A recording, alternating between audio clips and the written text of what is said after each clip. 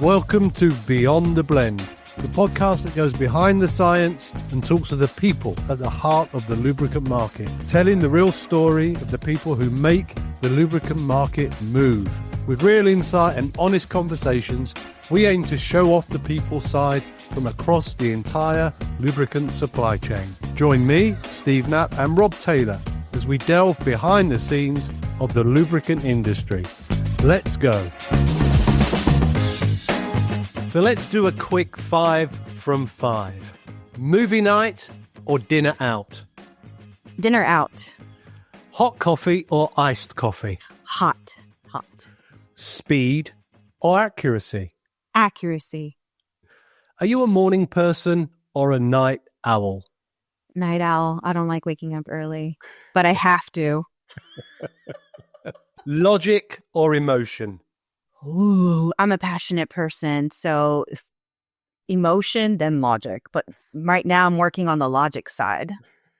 Elaine Hepley, thanks for joining us here on Beyond the Blend. It's a great pleasure to talk to you. And actually, for the first time, to meet you. Well, could we call this face-to-face? I guess for those listening in, we are, right? We're face-to-face, you and me at least, right? Virtually, yes. Elaine, just as we kick things off, how would you introduce yourself to our listeners? Oh my gosh. Well, Elaine Hepley. I'm a nerd, varnish, passionate aficionado, varnish person, guru. I can talk your ear off, but I'm not going to do that here. I would just say, very passionate, bubbly, positive person. I really enjoy helping people if they allow me to help them. Keyword, allow. Or be willing to accept my help. I'll help you to the end of the earth. But me in a nutshell is just, varnish lady, the crazy varnish lady. Varnish lady. Wow. We're probably going to explore a little bit about how did you get into that, right? And what was all that? But I want to just hold a little bit on the helping people. And I hope you don't mind me digging a little bit into this. Oh, by all means, do so. But I was intrigued about just how fast you can pull a Boeing 727. Under 30 seconds? Yeah. Plane pool. Come on, tell us more. About the plane pool? So, giving back has always been ingrained in me from childhood by my parents. And seeing my parents help other people in times of need, that gave me the foundation to be who I am today. I loved working with people, giving back to our community. So working at Polaris, when I moved here, I'm originally from California, so I moved to Indiana. I heard about this plane pool, and I thought it was wicked cool that you could pull a 727 plane. Like who does that, And so first of all, that intrigued me. Second of all, the giving back. It's a Special Olympics. It's an organization that's nonprofit that helps people with disabilities, give them a extracurricular activity that they otherwise wouldn't have. And so I was very passionate about that. I have an uncle, or had an uncle, rest in peace, that was special needs. And he passed away, unfortunately. So it was kind of like my way of like paying homage to my uncle. And so I did the plane pool captain for like 10 years in a row while I worked at Polaris, and I put together people and they helped me pull this plane under 30 seconds. You have to pull it to like a certain line. I can't remember how many feet it is, but we have to move it past that line, that final line, in so many seconds. So, but it's been great. I mean, we've come close to winning. We've never won, but we've come close to winning. But it's great. It's exhilarating for sure. That's fantastic. So we have a program over here on TV, and it's called The World's Strongest Man. Maybe you guys have got this, right? What they do is they stand in front of a double-decker bus or a lorry, and they individually pull that along. I imagine putting a 727 is a bit of teamwork, right? Mm-hmm. So they let out the brakes. You have a team of 15 people, and we usually have scattered the strongest, one in the front, one in the middle, one in the end, and in between. People like me, I'm not like, I don't have a lot of muscle, but I could definitely pull. So And you wear gloves, you wear anti slip shoes with grip, so that when you're pulling and that timer goes off and you start to pull, you get a good grip and you get the momentum going and just pulling it past the finish line. So it's pretty cool. The one question, whose plane is it? FedEx. So FedEx sponsors, we're not sponsors, but they provide the plane that you pull. And it's a big 747 Boeing FedEx airplane. And we have it at the airport, like it takes place at the Indianapolis airport. There's like a specific tarmac, hangar area that they have that we set up shop and stage everything. And it's really a neat event. Yeah, I mean, it's so cool. I mean, I think the sort of giving back part, when I found out about that, I mean, it probably spoke so much about you. But also what spoke so much about you was just how unique and how much fun that little little plane pulling adventure must be. And you said you was team captain there for 10 years plus. So what does that entail? Gathering people together. So I love to have gatherings. I'm a collaborator. I like to bring people together. That's another thing about me. And so I would be responsible for promoting the event as well as putting the team together. And so that was my job. And I always had new people join, but I had people I relied on, like that were my repeat, volunteers, or they would be voluntold. My husband was always voluntold. Voluntold. But it was a great family event. I mean, even my sister, her husband, my niece and nephews, they show up as well and support us and cheer us on. And it was great, bringing other people from different departments at Polaris, from the lab to sample processing to customer experience to IT. Like I had people from all departments join. It was great. Fantastic. Well, I imagine many people have just learned something new about you right there. Yes. So, Yes. I don't get asked much about my plane pull involvement. I think that's great. Thank you. So a plane pulling champion on the team. Fantastic. And as I sort of researched a little bit more, all public domain stuff. So don't worry. No, right? You're fine. Yeah. You're fine. So don't worry. You studied criminology, right? And at Cornell, you looked at women in leadership and organizational leadership. So you handled some of the light topics, right? Tell me about that. Criminology. Where did that one come from? So I've always been pretty morbid up until I had kids. But I was introduced into the morbid scene when I was very young. So I used to watch, I'm going to get, this might be a trigger warning, FYI, but I'm going to be open. Have you ever heard of the films called Faces of Death? Me not. Our listeners maybe. Okay, it's pretty. As you can see, I'm of a vintage. So yes. So Faces of Death is an old 80s, 70s compilation of different videos that show real life deaths, and they don't cut anything out. It's very raw footage. Oh wow! And it always intrigued me. The minds of criminals and sociopaths and things like that. And I got into it when I took psychology courses in high school. It piqued my interest. The human mind has always piqued my interest. And so taking psychology classes kind of got me into, I wonder what the mindset is. And then the show Dexter came out, and I was a huge fan of Dexter. And I really liked that he was a blood splatter analyst, and that really intrigued me and fueled my interest even more. So I started taking criminology courses in college. Fortunately, my parents lost their jobs, so I had to quit school. I took on 2 more jobs to kind of help keep us afloat. It was during a time where, I don't know if you know, I'm first generation American citizen in my family. So very tight-knit, family oriented I come from. And so, my parents don't have such a great education. I mean, my mom finished her GED, but when they got laid off, it was hard for them to get work or find work. So I kind of had to sacrifice one thing for the other. So couldn't go back and finish it. But eventually I would like to finish my criminology degree. I have a knack for it. I mean, data analyst, you analyze so much data points and sets. It's always been in me. So that's kind of my story.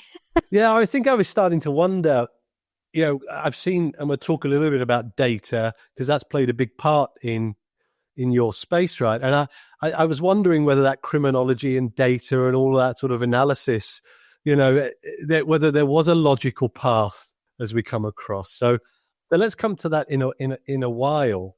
But I bet that was fascinating. I don't think I could have watched that program that you've described. Don't recommend it to anybody. Yeah. I can't even watch it now. After I had kids, I can't watch it now. No. Yeah. But then there was the Cornell piece. There was women in leadership and organizational leadership. Now, explain that, because that's also an interesting area to understand. It is. So growing up, the way I wanted to be in leadership. So once I got settled down and had kids, I was level 3 data analyst, but something about having children gave me the motivation to want to achieve more and be more stable financially so that I can provide a better experience for my kids, like, take them out to family vacations, support extracurricular activities, just kind of, be able to have a little bit more, provide for the family. It just, something in me drove me to that. So in order for me to be the leader that I am today, I really needed to take a good look at myself and see where I was lacking. What areas was I strong? What areas was I weak? And where can I level myself up, educate myself to level myself up to be leadership material? I feel like I'm a natural born leader, but I still had certain areas and traits that needed to be finessed, worked on so that I can be the leader that I aspired another leader to be for me. So I just kind of went into that. So yeah, I found this program with Cornell University and learned a lot about controlling your emotions, thinking more logically, less emotional. How can women, be a better leader without always wearing your heart on your sleeve, which is hard for us as women. I'm not going to lie. We're emotional creatures, but at the same time, I think that we're very strong in our own right. We're very strong women out there. So I wanted to kind of improve on that, and that's how I got my degree, my certification in women in leadership. Well, congratulations on that, and with quite a tricky backdrop as well, by the sounds of it. The sort of the family dynamic and what goes on there really does play out. And you've already mentioned in the short time we've been talking, your uncle, your parents, your kids, right? So as a listener, I'm really hearing about the sort of family values within you. Your family values are important to you then, if you don't mind me asking, yeah? Oh, yeah, very much so. Absolutely. Very family oriented. I come from a large family. I'm the baby of 4 siblings. And yeah, I grew up very tight knit, very tight knit. Family's always been ingrained in me. Like every Friday we have family dinner night Fridays where I go to my mom's house with my husband, my kids, and we get together with my sister, her husband, her kids, and we get together and just, have dinner, talk, play games, catch up. So family has always been ingrained. And when you mention like childhood and stuff, I think your childhood, how you grew up, has everything to do with who you are as a person when you are older. You gotta, not to always look backwards, but you have to, it was instilled in me, those morals, ethics, values, family has to be very tight. And I appreciate that. Without my family, I wouldn't be where I'm at today. So my wife is one of 4 siblings, and she tells me stories about sharing bedrooms with her sister.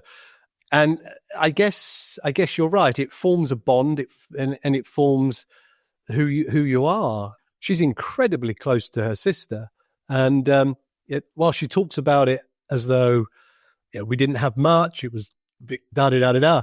She says it was why she's so close to her sister. And hearing you still having Friday night dinners, my goodness, that's something else.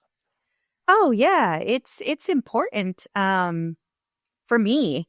And I love that my husband's the same way, very family oriented. So when I first started dating him, I would go over to his house for Sunday dinners. So Sunday was their family dinners, and it was great. But I'm very close to my sister. very extremely close to my siblings, my mom. I was in a car accident 2 years ago and I suffered a concussion. And this was a humbling period for me because I've always been very independent. I don't naturally, unconsciously, I don't ask for help. I like to do everything on my own.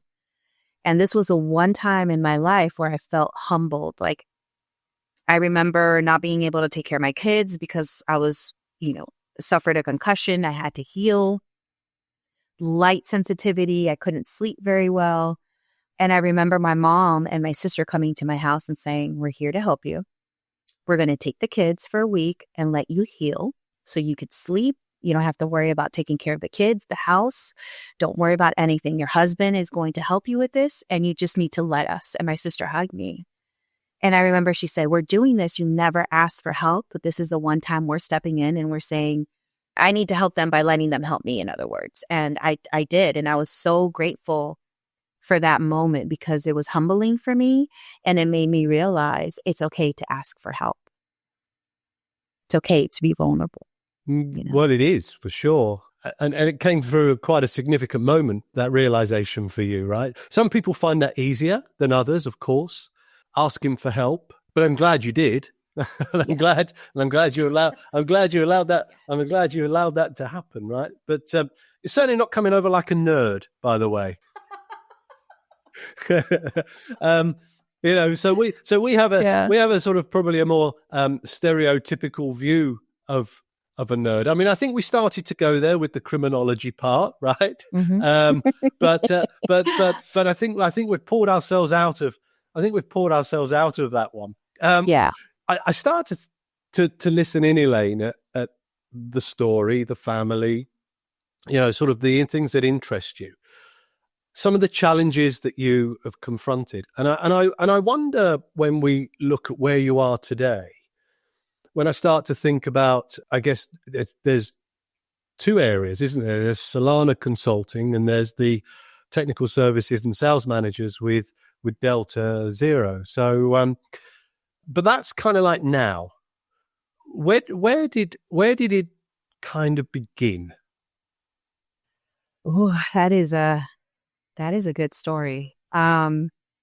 It began in 2008. I was born and raised Los Angeles, California. In 2008, I was a supervisor for an automotive appraisal company. So basically what that is you get into a car accident. We had contracts with insurance companies, and then they would hire our automotive appraisers to go out in the field and go to the people's houses and do a estimate, automotive repair estimate, and things like that. So that's kind of what I did. I oversaw the appraisers, scheduled their appointments, and then made sure that they did like a 48-hour turnaround time, meaning touch base with the customer, got the estimate within 48 hours from the time we received the claim. So that was my job, and I was a supervisor of that. 2008 came. Here in the U.S., it was when the market crashed. We went into a recession. I lost my job. In California, we relied on people getting into accidents, and a lot of people lost their jobs, so there weren't that many claims. They couldn't pay me, laid me off. But before that had happened, I was in a time period in my life. I was 23 at the time, and I wasn't happy with where I was in life. I had a good job, but I didn't feel like I was headed anywhere. I wasn't proud of the woman I was at that time. Like, I just didn't feel like I had a sense of purpose.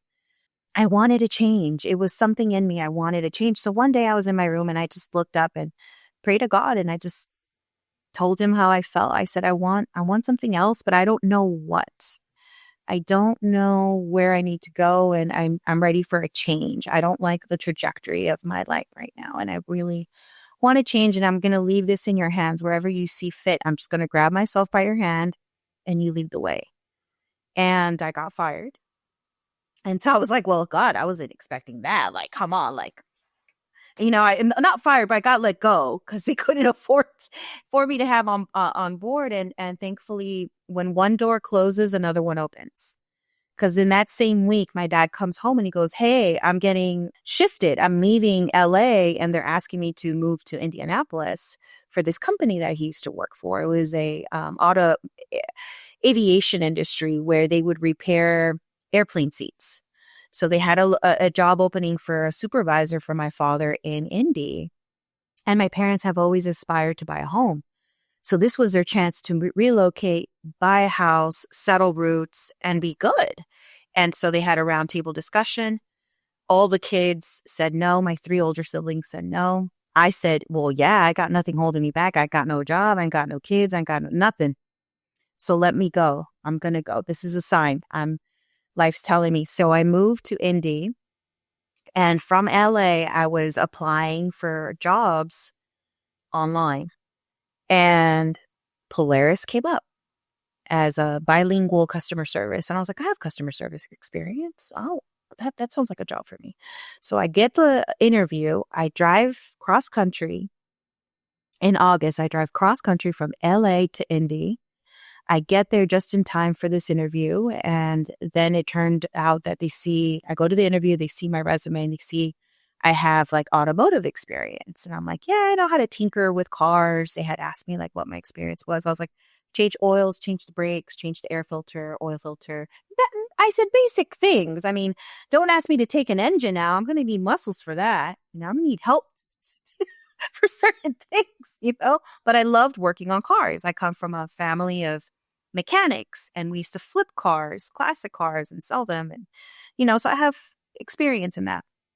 Long story short, data analysis position was opened up at Polaris. They were like, we think you would be good for the job. And they described the job for me. And I was like, this sounds awesome. This sounds hard. I don't know if I'm smart enough for this, but this sounds like something I would love to do. And sure enough, one interview turned into 2. I had interviewed for the customer service and then data analysis. Customer service didn't end up going through, which was fine because they wanted me more for the DA job. So they got me hired. And the rest is history. Started off as entry-level data analyst, worked my way up in a 15-year time span to manager. And then that led into me changing careers and eventually becoming my own founder and CEO of my own company. Okay. Sorry, that was long-winded, but No.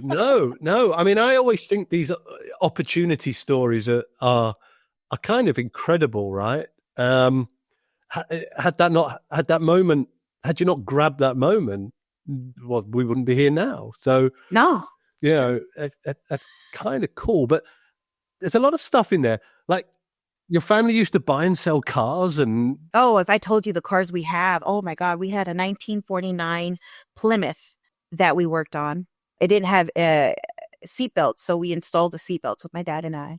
The first car I learned how to drive stick shift in was a 1964 Volkswagen Bug with the oval window, which are very rare.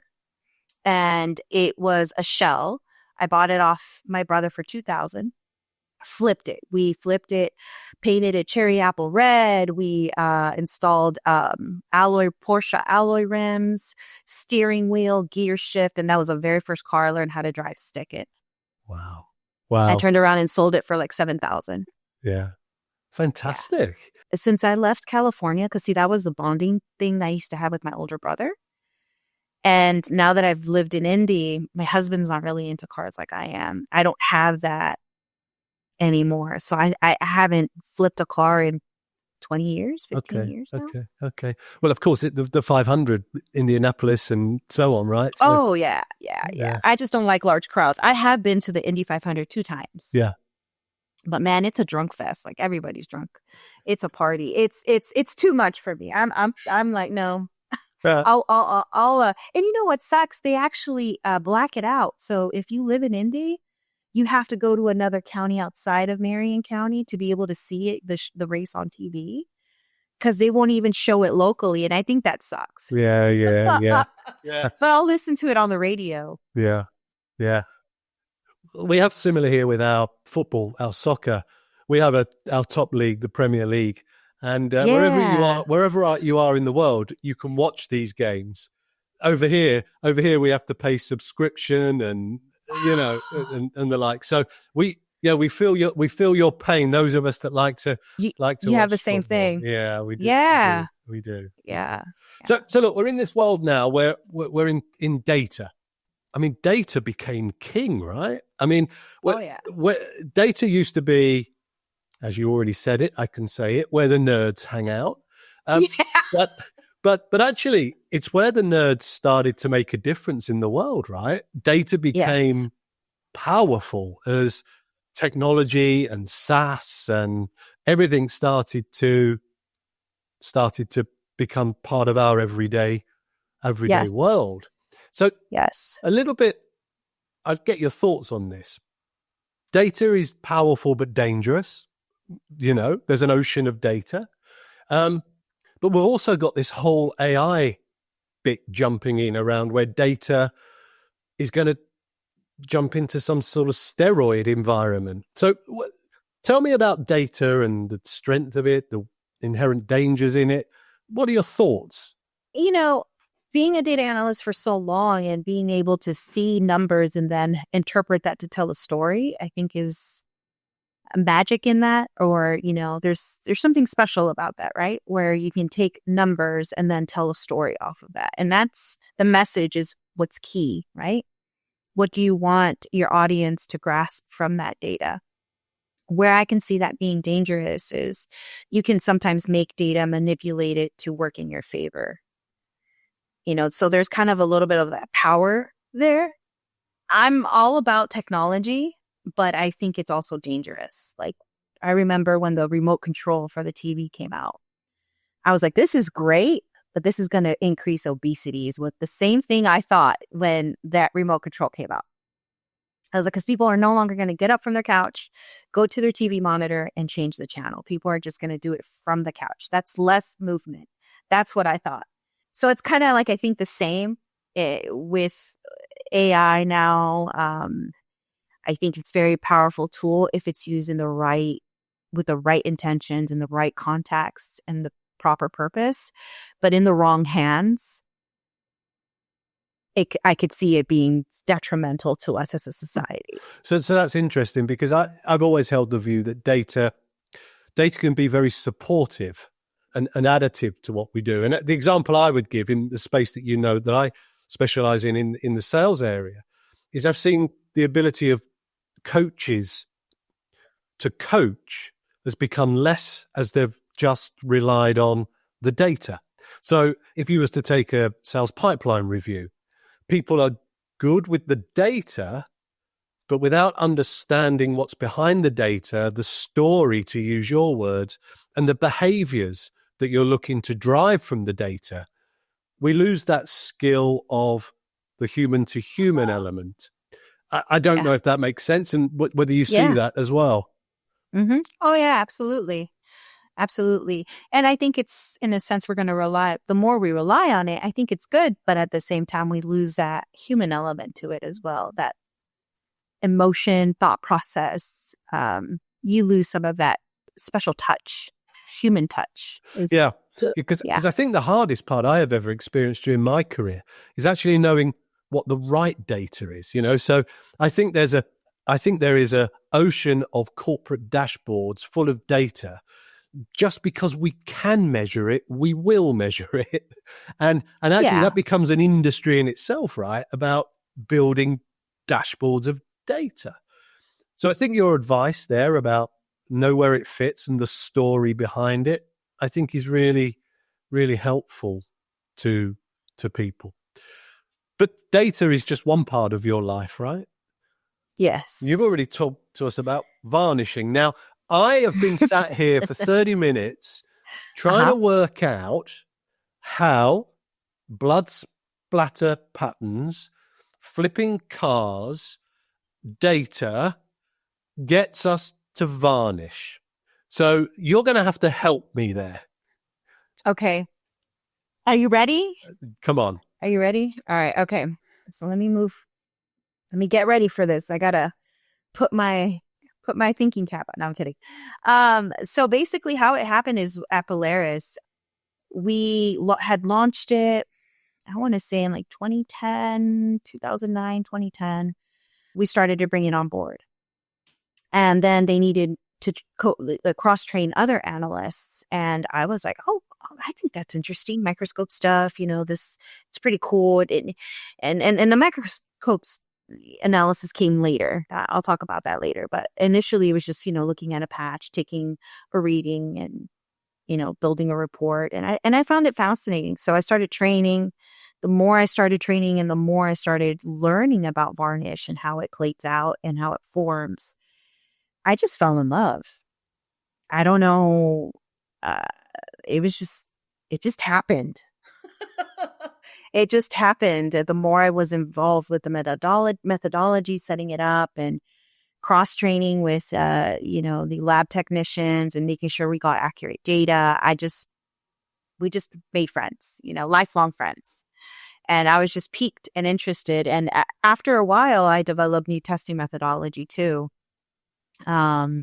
Microscope analysis, micropatch analysis, actually studying the varnish formation particles on a micropatch to see what kind of varnish is it. Is there any damage as a result? What other varnish formations are we able to capture? And we've seen so many things, so many formations, different stages. I've seen units that have 3 or 4 different stages of varnish in the system, all at once, and wear as a result, or failures because there's microdieseling. And I find it fascinating.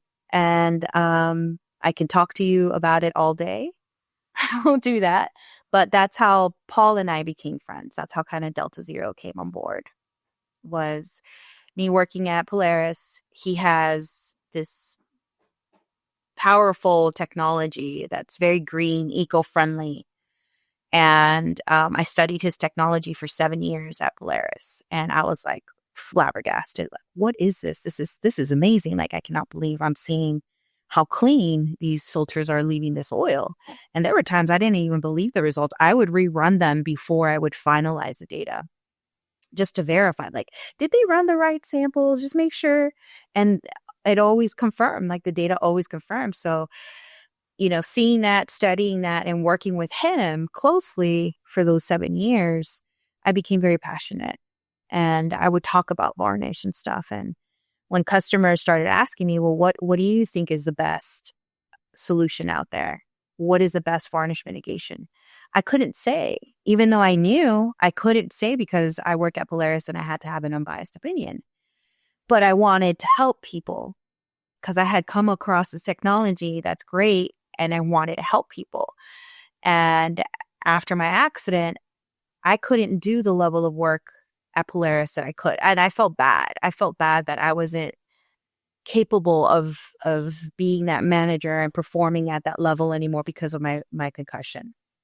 So it made me really take a step back and look at my life and where I was going. And I was outside of Polaris. I was being recognized. People wanted me to write articles and do conferences and present and do all this stuff. But I also had my passion. That was my job. And I was at the top of my game at Polaris. Like, I was doing so well, so successful. But at the same time, like, my other passions started to come forward more. And I really wanted to spend more time doing that. So I was left with having to make a decision where I wanted to go. And it was scary. But I pulled the trigger and I said, okay, Paul, I want to come work with you. I believe in your product and I want to start helping people. People are asking me what is the solution, and I want to tell them Delta Zero, but I can't. I don't want to get fired from my job. But I really want to promote it. So ta-da. Ta-da. I mean, I guess it's another one of those fork in the road moments, right? So a little bit like California to Indianapolis. 2008. It was just another one there that you chose to take. And now, I guess modesty might prevent you, but you are clearly one of the world's foremost experts in this space, I would say. So, well, thank you. That is incredible. And it doesn't sound nerdy, because what people can't see who are listening into this, just how much your physiology lights up when you talk about this, and I almost pictured the younger Elaine looking at blood spatters with the same almost fascination about putting these things together. And I think we're very lucky to have heard the story that took you to here. Because you said something earlier in the podcast that was quite interesting. You said, I wondered if I was clever enough. Well, I don't think you've ever tried to prove to people that you're clever, but I'm certainly hearing you've achieved that, by the way, but you've showed people that you're there to help them, and you make choices to help them as you started off building the story. So we're now in 2025, and the world of varnish and the world of varnish is changing again? Does it continue to develop? Oh, yeah. I mean, now we're seeing it in gearboxes. As formulations change and, all oils are going to form deposits. All oils are going to degrade. I suffer, the similarities with varnish and because I have high cholesterol. So we see varnish as a cholesterol, these, units. So it's like I have to, if I'm going to preach about varnish, I also have to take care of my health. So I'm kind of working in conjunction with that, with my own personal life as well. I'm promoting this product. I need to promote my health too and take care of me. So it's kind of, in line with that. But it's always changing. It's always evolving. We're seeing it in gear systems now. And the good thing is our filters are able to help with that as well. But it started off in turbines, It was discovered by Dr. Sasaki in Japan well over 30 years ago. We're talking about maybe 40, closer to 50 years now. It's been discovered, and it started off in turbines, and then it's evolved into compressors. It's involved in hydraulics. We see it in gearboxes now. And the way that we started seeing it was through micropatch analysis and ferrography analysis. Scope analysis is how we started to see those hardened, particles of varnish, and they're detrimental. They're very abrasive, very abrasive. So, yeah. That's fun. So it's funny you talk about things that started off 50 years ago and still evolving. People are still becoming more aware. There's still innovation to take place. Yeah. So I'm sensing that you're going to be part of that future. And I'm really enjoying this conversation because I'm hearing of so many. You'll take on anything, and I love talking to people like that. It's all about the art of the possible, not the impossible. And I love the positivity around the story. Clearly, there's been hardship when you were younger. Your uncle, the choices you've had to make, whilst they've paid off, certainly would have come with some risk and some probably challenges. So it's with that sort of challenge in mind, I guess a question I want to ask you, whilst you've made it sound a very rosy garden, I'm sure there is a lesson for the listeners that you'd pass on. And I'd like to just push you on that. Is there something that you would offer as a piece of advice and share with folks? Maybe give the context around that. Yeah. And then what do you take away? Two things, but I'll wrap it up in one. The first one is there is no life without any problems. Just once you accept that your life is going to have great times and there's going to be problems. And when you come across those problems, the power in that is how you react to it, and there's going to be moments where, yes, sometimes those issues might need to be forefront of things. What I'm getting at is don't let simple, small issues win over or take over your well-being. Learn how to control how you react to those. Like if it's just a tire, don't let that ruin your day. Move on, fix the tire, move on, keep going. You're going to have pebbles in your path, but don't let those pebbles or craters in your path stop you from achieving what you need to achieve. They're there for a reason. Every scrape, wound you get, it's just going to build you up to be stronger. Okay. And the best investment anyone can ever make in life is to invest in yourself. Put yourself first and invest in you, because nobody else is going to do it. You got to be your biggest cheerleader, and you got to believe in you and invest in yourself. And that's the the key takeaway challenge, I'll leave. Yeah. And I think both of those are incredible statements and directions. What was there anything that created that mind shift in you? I mean, maybe it's an aggregate of so many things, but sometimes those things are easy to say, right? They're easy to say, but they come from a reason to say them. Is there a moment where you go, yeah, that pebble, that boulder isn't going to get in my way, or I'm going to invest in myself? I'm just, if I could push a bit further there. Yeah, I mean, I'm actually writing a book about my life and how I've overcome a lot in my life to get to where I'm at today.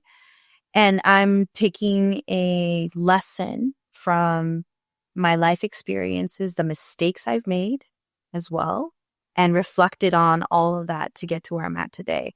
And I've taken some tools from industry best practices on preventative, proactive maintenance. I've taken that same formula and implemented in my personal life, right? Because if you got to walk the talk. No, what is it? Walk the talk and talk the talk, or you know what I mean? Like if I'm preaching about something, I need to live it too. And so, just I've been through a lot, grew up very humble. And to me, I feel like I've achieved a lot considering where I've come from, the family that I have.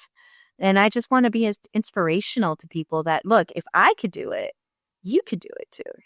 And you're going to have problems in life. And it's just a matter of how you deal with them, I think that we need to change that. I think there's a missing piece of that in our culture or as adults. There's no playbook on how you can go through life's problems, issues arise. What's the best way to navigate that? We lack some of that emotional intelligence, I believe, as a culture, like as a society.